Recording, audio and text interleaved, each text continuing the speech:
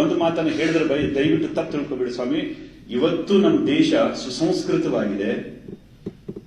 ಇವತ್ತು ಒಬ್ಬ ಮತ್ತೊಬ್ಬನನ್ನು ಗೌರವಿಸ್ತಾನೆ, ಹಿಂಸೆ ಇಲ್ಲ.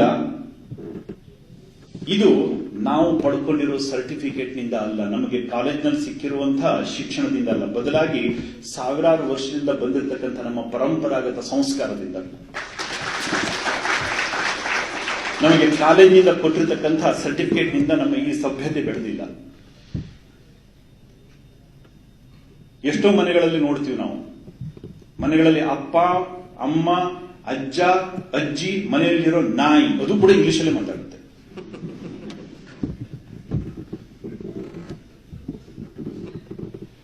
ಜನರಲ್ ನಾಲೆಜ್ ಏನು ಅಂತ ಕೇಳಿದ್ರೆ ಏನು ಹೇಳಬೇಡ್ರಿ. ಯಾರೋ ಮನೆಯವರಿಗೆ 2 ಮಂದಿ ಹಿರಿಯರು ಬಂದು ಕುತ್ಕೊಂಡಿದ್ದಾರೆ, ಒಬ್ಬರು ಹಿರಿಯರು ಬಂದಿದ್ದಾರೆ ಅಂತಂದ್ರೆ ಅವ್ರ ಮನೆ ಮಗ ಕಾಲ ಮೇಲೆ ಕಾಲು ಹಾಕಿ ಬೂಟ್ ಕಾಲನ್ನು ಅವ್ರ ಮುಖದ ಮೇಲೆ ಹಿಂಗೆ ಎದುರುಗಡೆ ಇಟ್ಕೊಂಡು ಕುತ್ಕೊಂತಾನೆ. Uncle, how are you? ಕುತ್ಕೊಳ್ಳುವಂತಹ ಒಂದು ಸಭ್ಯತೆ ಕೂಡ ಇಲ್ಲ. ಯಾಕೆ?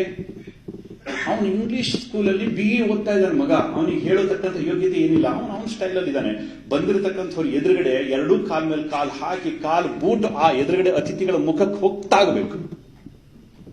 ಸಭ್ಯತೆ ಅಲ್ವಾ? ಎಜುಕೇಟೆಡ್ಸ್ ಅಲ್ವಾ ಇವು? ಆದ್ರೆ ಹಳ್ಳಿಯಲ್ಲಿ ಬೆಳೆದಿರ್ತಕ್ಕಂಥ ಮಗ ಹಿರಿಯರು ಯಾರಾದ್ರೂ ಬಂದ್ರೆ ಹೋಗಿ ಮೊದಲು ಕಾಲು ಮುಟ್ಟಿ ನಮಸ್ಕಾರ ಮಾಡ್ತಾನೆ, ದೂರದಲ್ಲಿ ಹೋಗಿ ನಿಂತ್ಕೊಂತಾನೆ. ಅಪ್ಪ ಅಮ್ಮ ಮಾತಾಡ್ತಾ ಇದ್ರೆ ದೂರದಲ್ಲಿ ಹೋಗಿ ನಿಂತ್ಕೊಂತಾನೆ. ಮಗ ಕುತ್ಕೊಳ್ಳೋದು ಇನ್ನೂ ಇಲ್ಲ ಅಲ್ಲಿ. ಇದು ಅನಾಗರಿಕತೆ ಅಲ್ವಾ? ಇದು ಅನಾಗರಿಕತೆ ಅಲ್ವಾ? ಸಂಸ್ಕಾರ ಮತ್ತು ಶಿಕ್ಷಣ, ಇದರ ವ್ಯತ್ಯಾಸವನ್ನು ಅರ್ಥ ಮಾಡಿಕೊಳ್ಳಿಕ್ಕೆ ಸಾಧ್ಯ ಆಗದೇ ಇರತಕ್ಕಂತಹ ಶಿಕ್ಷಣದ ಪಾಶದಲ್ಲಿ ನಾವು ಇವತ್ತು ಸಾಯ್ತಾ ಇದ್ದೇವೆ.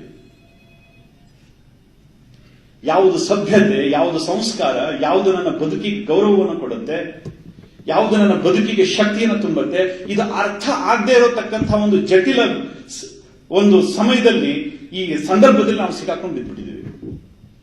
ಎಷ್ಟೋ ಬಹುತೇಕ ನಮ್ಮವ್ರ ಮನೆಗಳಲ್ಲೇ ಇದು ನಡೆಯುತ್ತೆ, ಹೇಳಲಿಕ್ಕೆ ಆಗುದಿಲ್ಲ.